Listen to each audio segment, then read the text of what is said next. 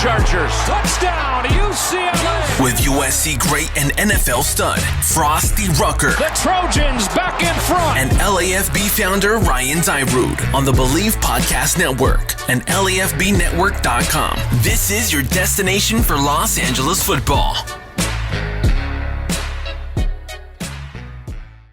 What's going on, Los Angeles? Welcome back to the LA Football Show right here on the LA Football Network.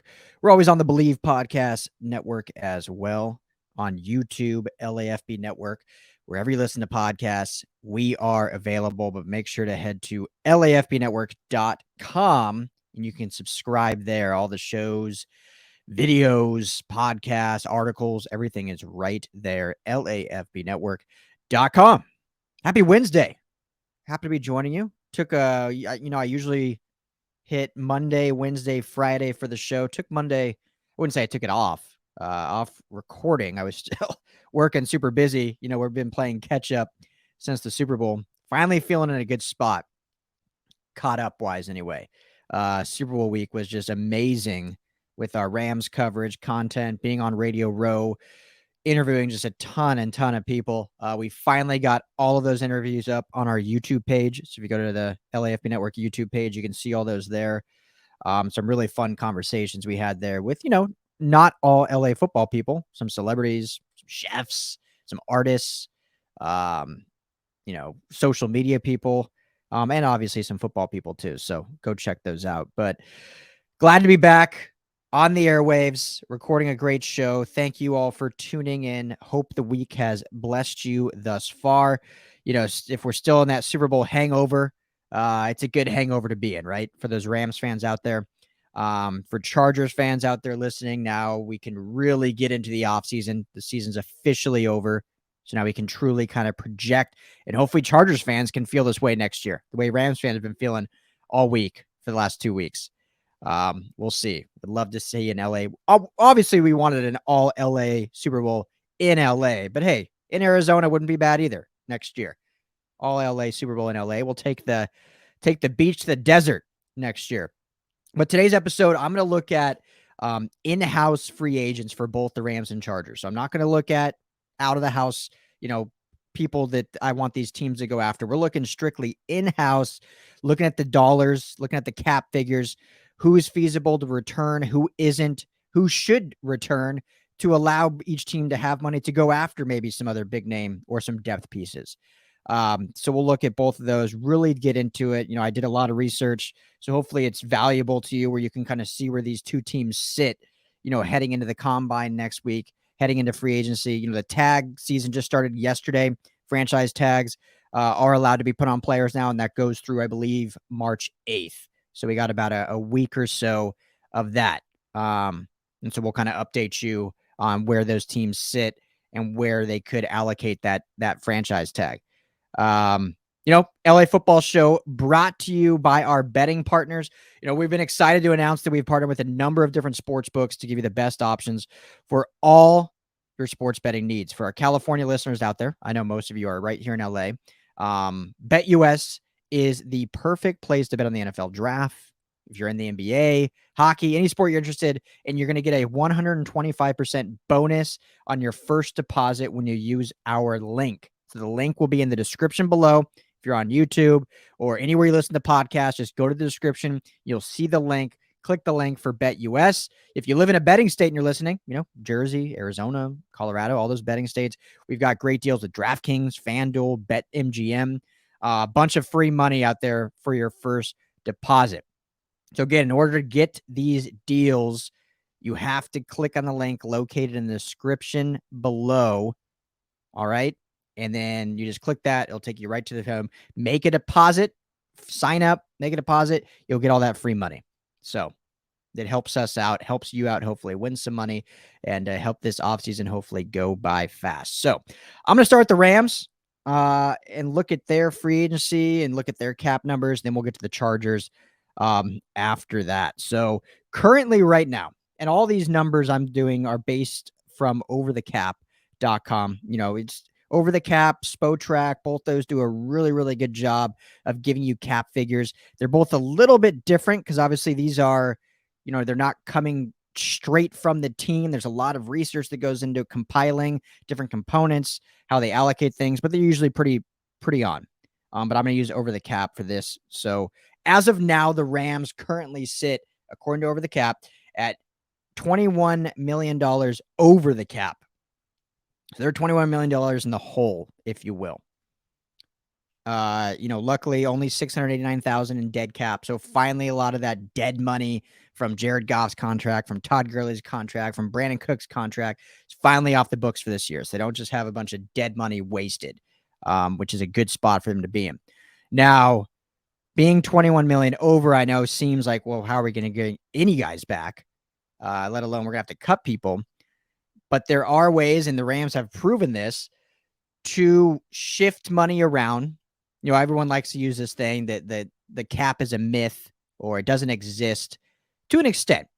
It does obviously exist. There is an actual ceiling and there is only so much money you can always move around. But with restructures, with bonuses, and cash allocations, you can move around a lot if you're very creative. And some teams don't do that.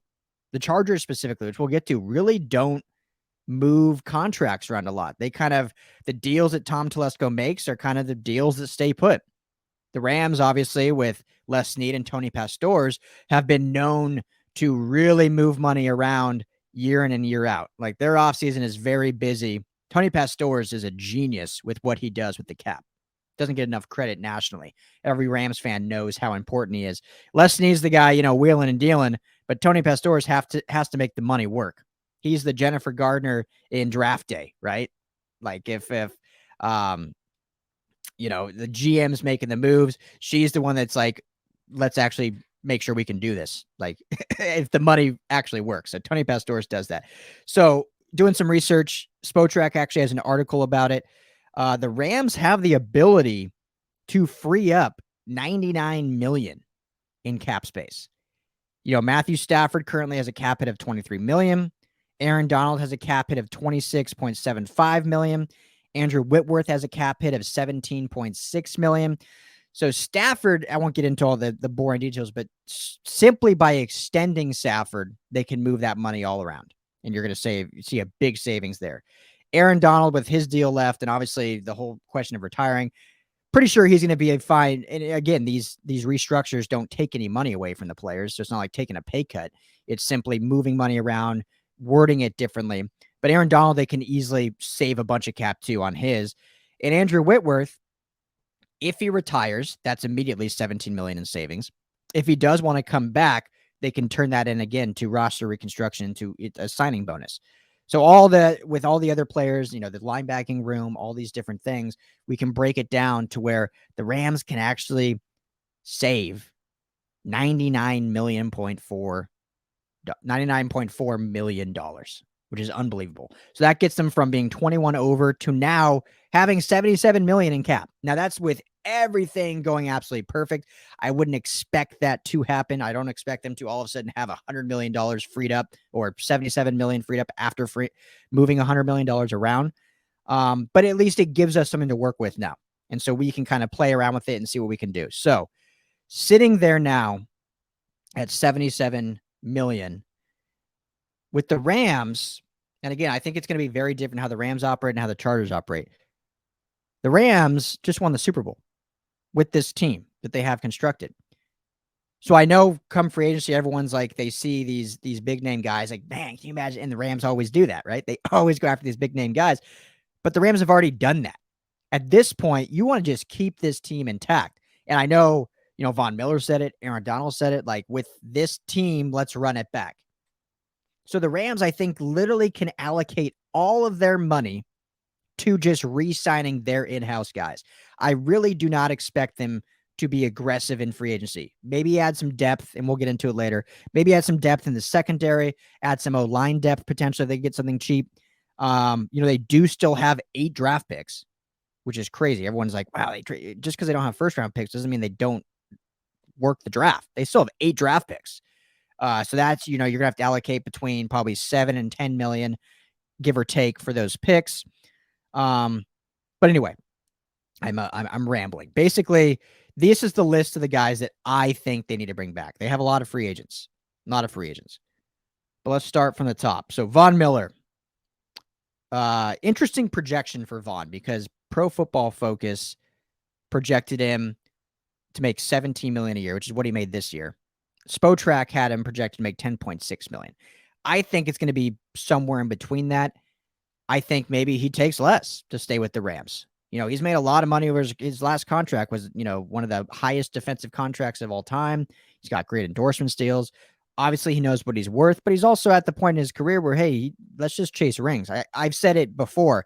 I expect him to either be back with the Rams or re-sign with the Denver Broncos, especially if the Broncos get a quarterback. I don't think he's going to go chase the money to go play for Jacksonville or some other team. Like he's going to stay either go back to Denver for what he knows, who has a good team, is a quarterback away, or chase rings with a team like LA. Like, why would he go anywhere else with the money he's made? He's a smart guy. So to me, it's between Denver and the Rams. And I think he could stay here in that 10 to 11 million range. And obviously the Rams want him to stay here. Aaron Donald's been if Aaron Donald comes to you and says, hey, if Von's back, I'm back. If not, I'm retiring. The Rams are going to get Von back. They're going to make, no matter what happens, they are getting Von Miller back. If that is a stipulation for Aaron Donald to return. So I would, like I said, either Denver or LA, but I'd be pretty confident it's going to be in LA again. Just based on Aaron Donald's wants and needs. Because you can't lose two Hall of Famers in the same season. That'd be a tough loss for this Rams recoup. If they get them both back, that's huge. So I think they get him back in that $10 to $11 million range. Maybe even takes less, but he's worth more than that, obviously. So let's go based on worth. Darius Williams. This was an interesting one too, because Pro Football Focus has his projection 13 to 14 million a year. No disrespect to Darius Williams, but he had the first round tender last year, which put him in that between 5 and 6 million. Obviously worth more than that, but had kind of a down year this year. Wasn't the Darius Williams that we saw from 2 years ago. And so I think that's going to hurt his market value a little bit. I don't think he's sitting there that $13, $14 million range. I think he's closer to probably 8 or 9. I mean, that's what Troy Hill got last year from Cleveland. I think he got seven or between 7 and 8 is what he got last year. And again, I'm talking per year. Obviously, the contract's going to be more than 1 year deals. But let's just say Darius Williams is at 13 million because I'm just kind of walking you down the line. So let's stick with that for now. Because I think he's worth bringing back. If you don't bring him back, Dante Dion's a free agent. You're rolling literally with Jalen Ramsey, Darius Williams, and Robert Rochelle, and then you're hitting the draft again. So you want to have some experience in that room that needs more depth anyway. So I want to bring Darius Williams back. Sony Michelle is an interesting one. Market value at 4.5 million. With Cam Akers coming back healthy, with Darrell Henderson coming back healthy, with the 8 draft picks you have, so you can go back to the draft and get, obviously they have Jake Funk too, but you can get someone else in the draft in one of those mid rounds. It's going to cost you, $800,000. I don't think it's likely they bring Sony Michelle back. Now, obviously he was very important for this run, for that stretch when he was like the only running back and he was able to garner 100-yard games for Stafford in this offense. So obviously important to what this offense did. But at 4.5 million for a running back nowadays, for a not even a starting running back, kind of a spot. I mean, he didn't play once the playoffs hit. We didn't see Sony Michelle. He had 2 carries in the Super Bowl.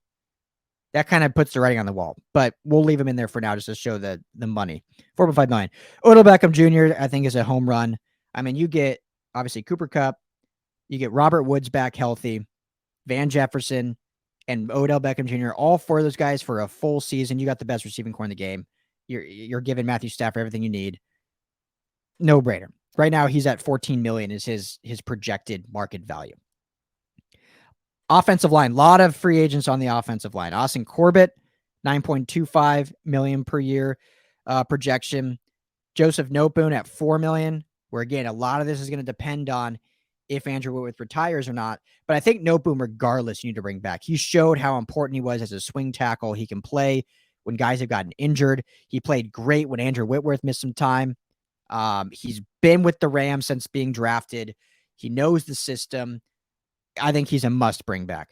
Brian Allen, this will be, a lot of debate among Rams fans. I know Rams fans want the Rams to get that star center.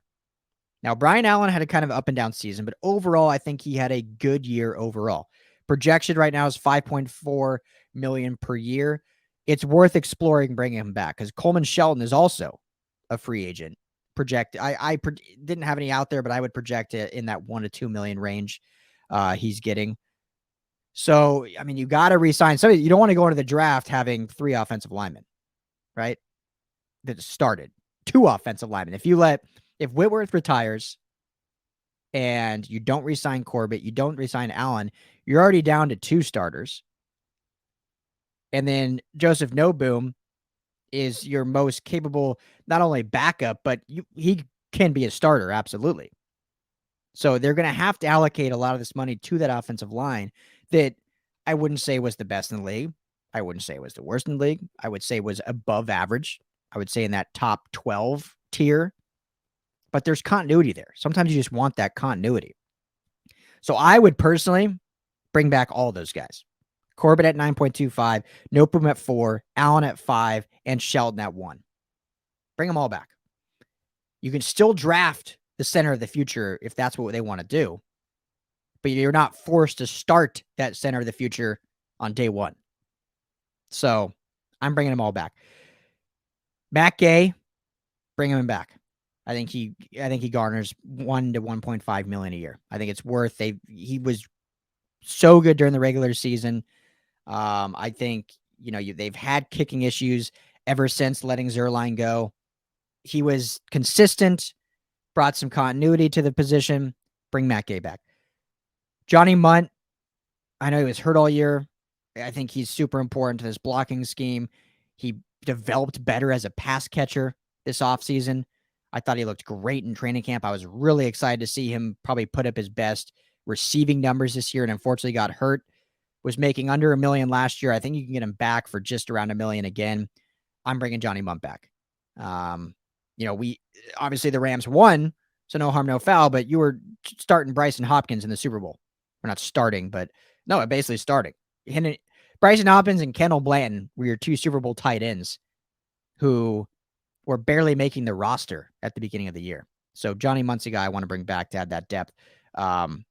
Obviously, if there's no injury concern there. So I think that's all of who. Yeah, those are my must bring backs. Sebastian Joseph Day is an interesting one. I love Sebastian Joseph. I love his story. Being a 6th round pick, became so dynamic. If he wants to come back to the Rams for less money, you absolutely do it. But I do think he deserves a payday. And I just don't think he can get that with the Rams, with who the Rams have on the defensive line and with how well they are at developing players on the defensive line. I mean, Greg Gaines became a star this year. He became a star. You drafted Bobby Brown, who I think is going to be very good. I know we didn't see him at all this year. Everyone kind of forgets about him. But there's still a lot of excitement, and he's got a big body, a lot of athleticism. Year 2 with Eric Henderson in that dog work mentality, Bobby Brown could be a star. So I just don't think that there's money to really allocate. I didn't even mention Ashawn Robinson, how well he did. I just don't think there's money to allocate to Sebastian Joseph. Now, if he really wants to be or take less, of course, you want him in that rotation because of how good he's been and what he means to that defensive line unit. I just think he deserves to go get a payday somewhere. So I think he's kind of the odd man out, unfortunately, just because they still have guys under contract and Greg Gaines and a 2nd-year guy and Bobby Brown, who's I really do think is going to make a leap and be really good. So all the guys I listed.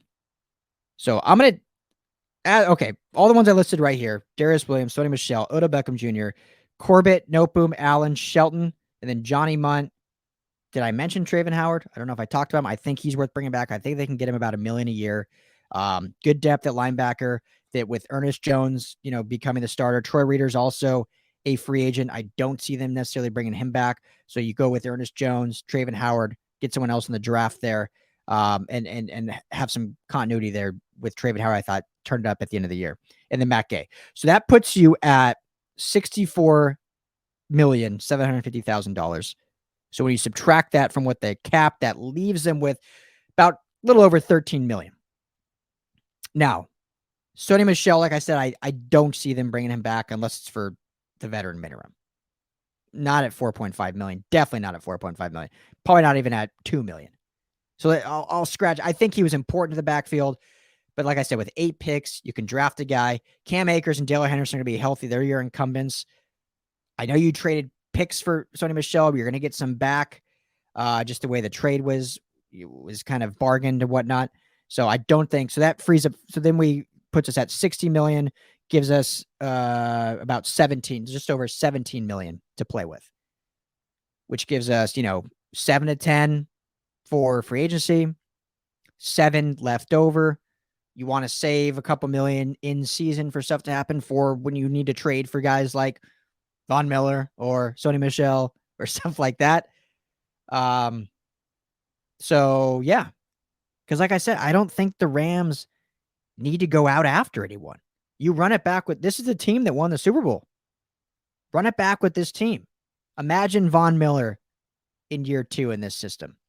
Imagine Odell Beckham Jr. healthy, who is, let's not forget, battling an ACL. I highly doubt he'll be ready to go training camp. He might not even be ready till mid-season. So that cap dollar might actually be lower because of that injury. But I do think it's worth bringing him back in this offense, get him back healthy. I mean, there's really not a big, again, we'll get into it on later episodes when I go to out of house, but I think adding some depth pieces in the secondary, if they can get an offensive lineman on the cheap, but I just don't think there's any big fish they need to go after. Run it back with this team. Allocate the bulk of the cap to re-signing guys that were here because you won the Super Bowl. Why change it? If it ain't broke, don't fix it.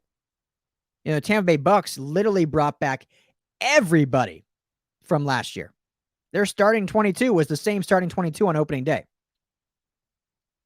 Now, I know obviously they didn't win it this year because our Rams took care of business, but I think that's what you want to go. Why change it up? Why go after anyone else? So that's my look at the Rams, bringing those guys back. You still are left with 17 million in cap after that. Allocate towards the draft, and then gives you some wiggle room for maybe 1 or 2 depth pieces plus in-season stuff.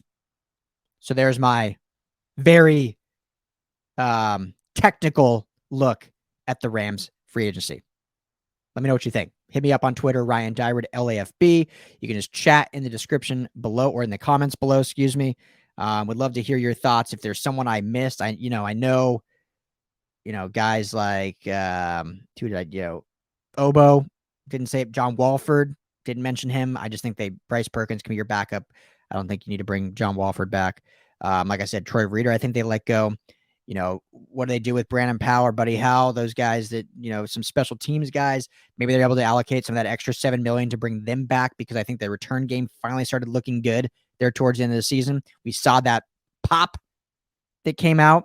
So I think they could allocate towards some of those. So let me know what you think. Or if you can comment if there's some big people out there you want them to go after. And I'll talk about them on a later show. I don't know if I'll do out of market free agents on Friday or if I'll wait till next week. I'll keep you guys posted. But yeah, let me know. Ryan Dyrud, LAFB on Twitter. Would love to hear your thoughts. All right, before we get into the Chargers, got to talk about my friends at NordVPN. What's more important than peace of mind? Probably nothing. And that's what NordVPN is here for, to give you peace of mind while you're online. Obviously, we're all online all day, every day. And with the threats you face today on the internet, it's more important than ever that you have the best VPN you can get. NordVPN is the world's best VPN service, offering the fastest connectivity, the most servers, and next-gen encryption to make sure that everything you do online stays secure. Plus, you can use NordVPN on all your computers and devices, no matter the operating system. With NordVPN's unlimited bandwidth, you never have to worry about a slow connection either, and plans start at just under $4 a month.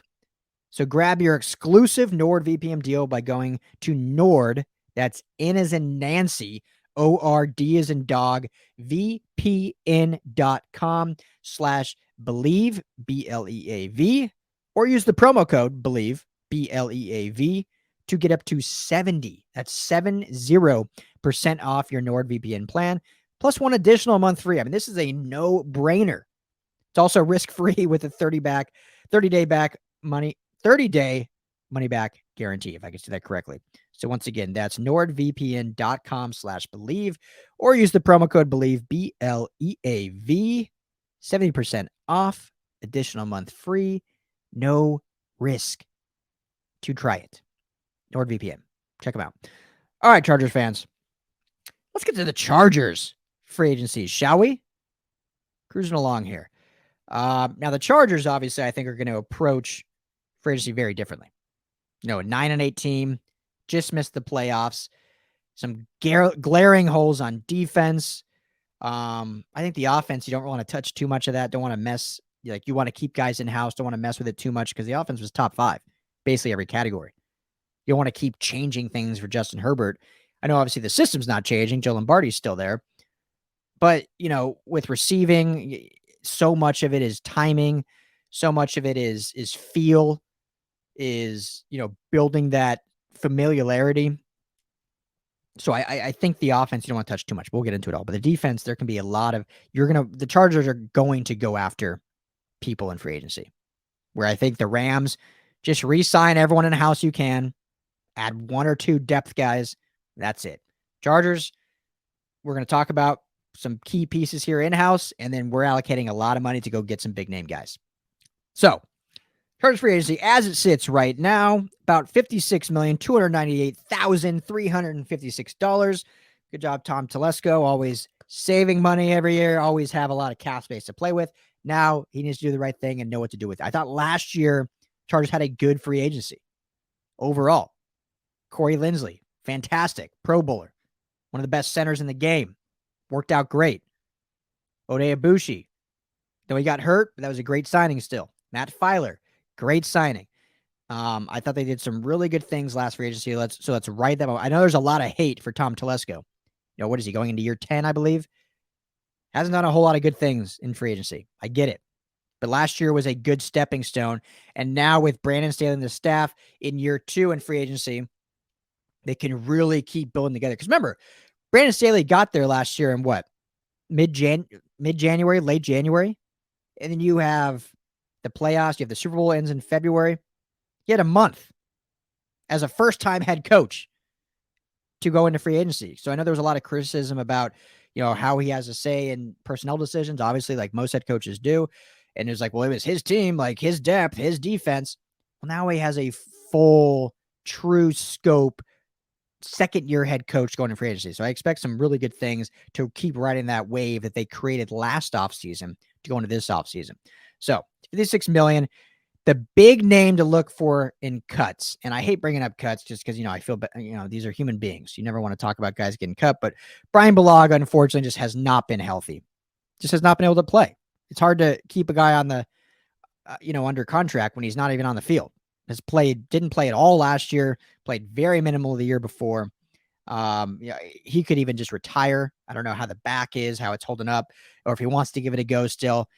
I think it would be wise, and I think it's most likely coming that the Chargers cut him. Now, there's no difference in cutting him post or pre-June 1st.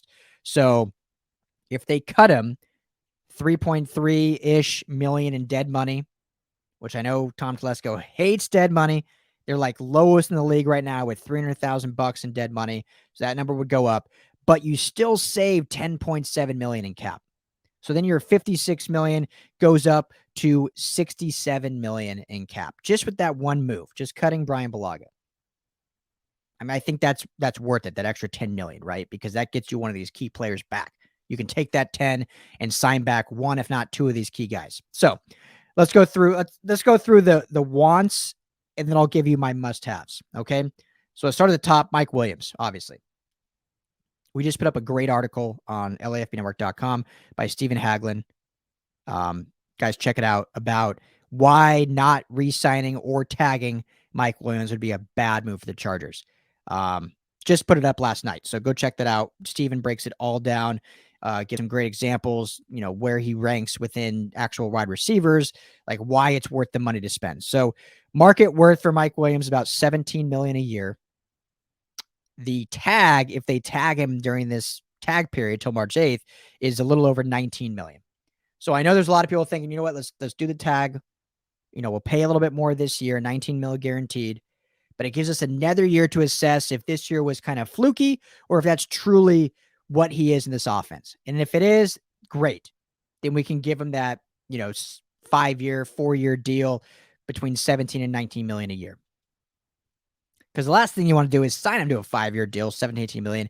And then if we've seen over his career, I love Mike Williams. He's had kind of an up and down career. Had a great year, then had a down year. Now he had a really good year. Let's see how he does again next year. But either way, it's a must bring back, whether it's tagged or they do get a long-term deal done. I think he's too important to this offense. If you lose him, you're basically have to use your first-round pick on a receiver because then after Keenan Allen, it's pretty sparse. I mean, I love Josh Palmer. I think it's going to be great, but you don't want to go into the year as he being your number 2 guy. Now, there's talk like, maybe they let Mike go after Devonta Adams. Obviously, that'd be great, but Devonta Adams is going to be getting between 23 and 25 million a year. So I don't think that'd be wise, allocating that kind of money when you have a guy of Mike Williams' caliber. So, Mike Williams. Offensive line, Odell Beckham. I know he was hurt, but I think he's worth bringing back. Market value is between 1 and 1.5 million. We saw how good he was when he was healthy out there. If the health is good, if he's going to be back, ready to go by training camp, I think it's a no-brainer bringing him back. If anything, he's depth, or if he starts, that's just tremendous value if you could have a starting guard at 1.5 million in the NFL. So to me, it's a no-brainer. Got to bring Odell Beckham back. Uchenna Nwosu, I think, is outside of Mike Williams, top 3 most important to bring back. I thought he really had a good breakout year this year. They're projecting his market value at 8.75 million a year. I think it's going to be higher than that personally. I think edge rushers, always get top dollar. They're always at a premium. They're always in a need, a want. I think he'll garner more than that, but I think it'll be close to that 10 million a year. But I think you got to bring him back. He's a draft pick. He's worked his butt off. He knows the system. When he just had some really, really good games this year. I think that he got stronger and better as the year went on, and just having that continuity on the other side of Joey Bosa, I think is very important. So Uchenna is, I think, a must bring back for me. Justin Jones is the other one to me is a must bring back. Now, I know he's had injury concern, but we know how good he is against the run when he's out there. And if he can get his body right in the offseason, be able to put together a full season, he's just so important to this run defense. Now, there's other defensive tackles out there that could go after. Obviously, the draft, and I think you still draft a defensive tackle, even if you do bring him back. You still add depth, draft a guy. And I think with Justin Jones, you're going to look at a 2 to 3 year deal. I don't think you're getting a long-term contract. I think you're getting maybe a 2-year deal in that 3 to 5 million per year range. I mean, if you can get a 2-year, $10 million deal, to me, that's a no-brainer. Bring him back. I think he's too important to the run defense. That was so bad all year, but when he was out there, it was fundamentally better. So much better with Justin Jones out there. So to me, that's a must bring back. Dustin Hopkins. All right, we're talking kickers. We talked about Matt Gay with the Rams. Get another kicker. Chargers seem to have finally found a kicker that can consistently make field goals and PATs. Don't even think about it. Run up to him. He was making $800K last year. Give him $1.25 million. Lock it in. Get your kicker for the next 3 years. I don't even want to spend a lot of time on it. Don't go back and play with a kicking competition in camp with hoping you find a guy consistent. Hopkins was consistent. $1.25 million. Give it to him. Lock it in. Kaiser White. Kaiser White had a phenomenal season. Phenomenal season. Breakout season. Going into the year, many people expected him to just be kind of a depth guy, and he really seized that starting role from the inside backer position. Really seized it in the 3-4 scheme. I think he fits so well. His market value is set at $6.25 million a year. Again, I think that's low. I think it's going to be higher than that. If it is 6.25, then the Chargers need to sign him absolutely. But unfortunately, I just don't think Kaiser White is going to be that cheap. Now, the reason why his market value may be set as that is because it's 1 year that he's had that kind of production. Like, he's never started outside of this year. But we've seen from years past, guys, I always say his name wrong, but backer now for the Raiders. He was with Chicago. Kolowski got a good payday for not, minimal starts. Saw Corey Littleton get a good deal. I know he was a more incumbent starter with the Rams, but, an undrafted guy that ended up getting a good payday with the Raiders, and it hasn't totally panned out. So I think Kaiser will get more than 6.25, and I don't think the Chargers will allocate that much money to a linebacker. I just don't. I think they should allocate more because of what he did. He was the only real consistent backer. Drew Tranquil, I think, was great, but just, continually kind of has injury or issues staying healthy all year long. So I think that is something that they'll have to address. But I think Kaiser White is certainly a guy they want back. It's just going to have to be at the right price. Where some of the other ones I've saying I think they make it happen. I think Kaiser White will be, we'll see if he gets priced out and ends up signing elsewhere. I hope not. Andre Roberts, last one. I think he would get around $1 million per year. And we saw how different the special teams was as soon as he joined the team. So I think it's very important that they try to bring him back, have some consistency there. At $1 million a year, why wouldn't you, right? For a special team ace, you don't have to think about it. There doesn't have to be another competition in camp this year like there was last year. Sign him, $1 million a year, get it done. Your return game is set. You're good to go. Don't have to think twice about it. So all those guys I listed, all of them, will cost roughly $45.75 million, which then leaves them with $21.2 million left over. Now, the Chargers have 11 draft picks this year. Insane. They have 4 sixth-round picks. 4. Which is crazy. By the way, say hi to Mia if you're watching. She woke up from her nap while recording, bombarded in here, had to say hi, had to try to grab the mic. So we're going to finish the show with her. She's being good so far. We'll see how she does. $21 million. I mean, 11 picks. You're going to need probably a little over $10 million to pay for all that. Ish. So, I mean, that drops you down to what? 11 million. 10, 11 million left over to go after some big fish. So I think the Chargers need to. Like I said, the Rams just worry about re-signing in-house guys. You won the Super Bowl. Chargers didn't. Chargers went 9-8. Chargers had big issues on defense, specifically the secondary, specifically the rush defense. Huge issues. So you need to go out and add some depth pieces. You have the 11 picks, which I think they can do a really good thing with, hopefully, and draft well. But you want to go out and get some pieces, whether it's a D tackle, whether it's in the secondary, whether it's safety depth. And so you're not going to be able to do that with just $11 million. So that's why I kind of priced out Kaiser White as a non-must bring back. Again, I think it's important. I think he's great. But management, as to the chagrin of fans, again, I'm not saying what I would do. I'm saying what I think will actually kind of happen. Seems to still believe Kenneth Murray can be the future. Now, he's under contract, so you're not just going to cut the guy, I don't think. I mean, maybe. We'll see. But that's just dead money that they're leaving there because it's a rookie guaranteed contract. So Kenneth Murray, Drew Tranquil, they can add some depth with some cheap guys and maybe draft a backer that Staley, remember, Staley, who didn't draft Kenneth Murray, inherited him. Maybe Staley in this draft can be like, okay, I'm drafting 2 backers that fit my system perfectly. And they'll think that way instead of paying Kaiser $7-8 million a year for a 3-year deal. So that's why I said not a must bring back. Would love to see it. So that saves you a little over 6. Linval Joseph, love Linval. I think when healthy, he's a great run stuffer. But I think if you're able to bring back Justin Jones, they're obviously going to draft a defensive tackle in the draft, maybe 2. I think he's expendable also. So that's going to save you an extra $12 million, which then gives you to, about $31 million in cap. 32 million, give or take. So, or 35, I think, even if you add, Andre Roberts in there as well, if they don't end up bringing him back. So yeah. And then that 35, again, if you take 10 away for the draft, that leaves you with 25. I think 25, you can now go get a premier corner. Because if you can get a premier corner, which again, we'll get into that at another episode, and you're able to pair that corner with Asante Samuel Jr., Derwin James, and Nasir Ali on the back end, just like that, your secondary became so much better. Chris Harris Jr., free agent. unless he comes back for a real cheap deal as a depth guy, I don't foresee them bringing him back. Had kind of an up and down year. I love Chris Harris, one of my guys.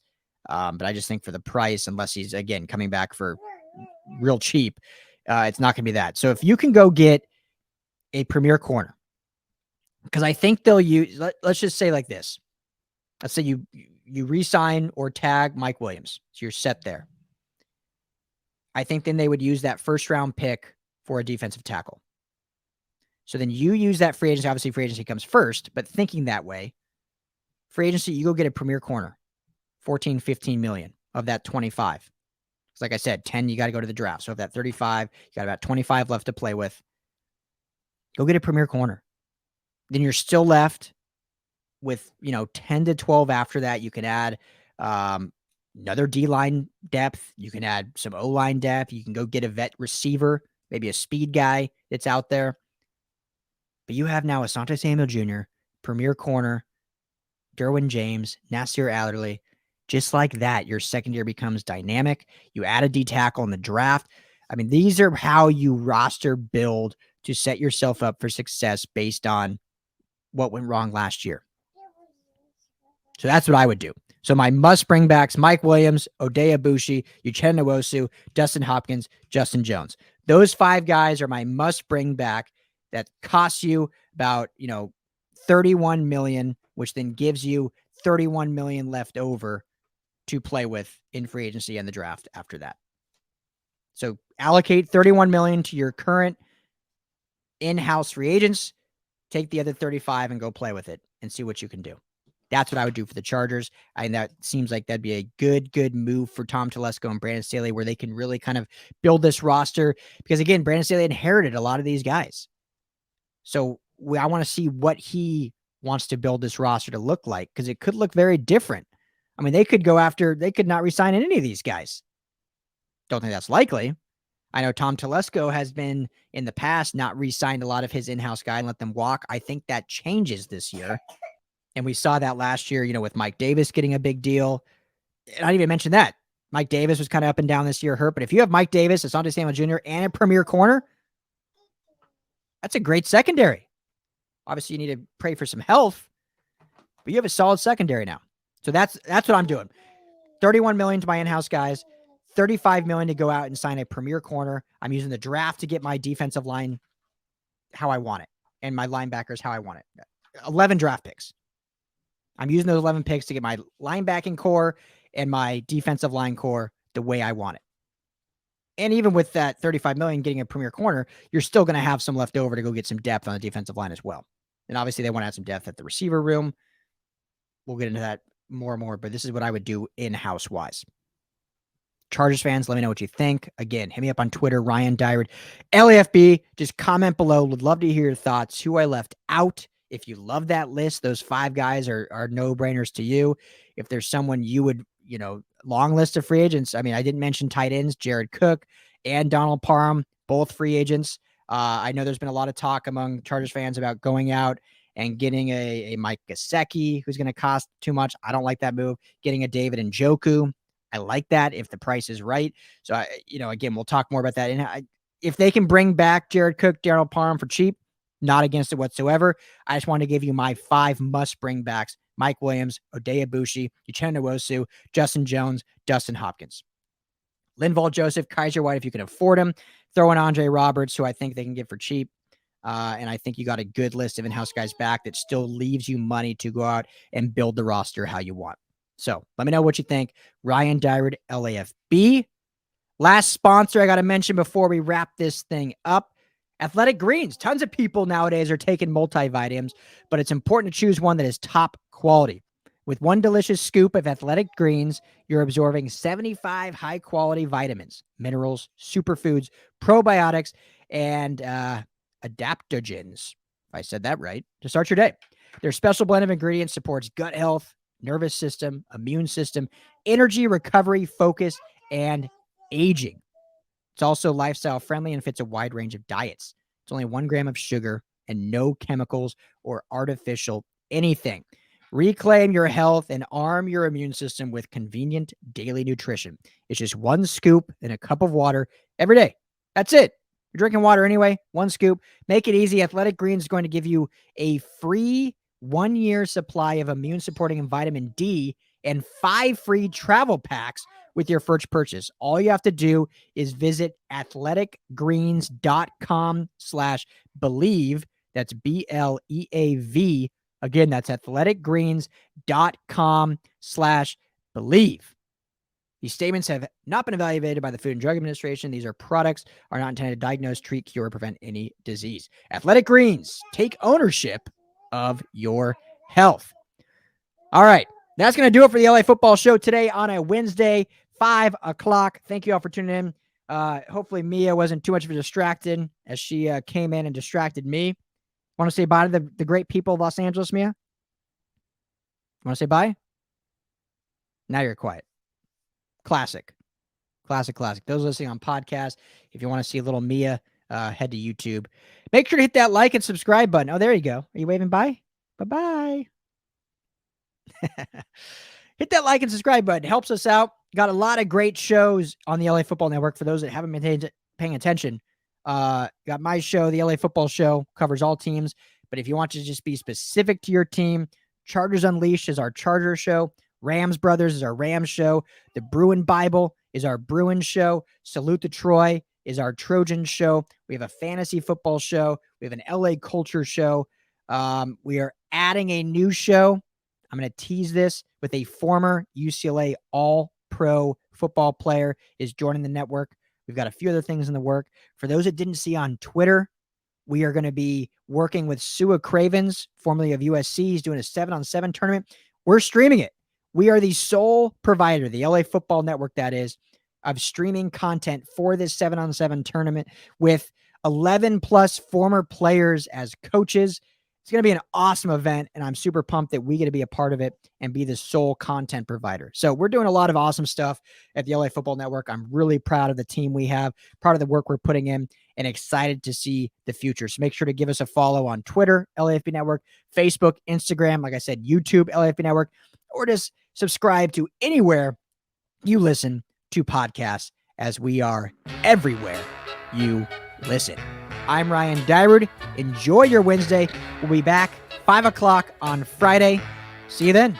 Peace.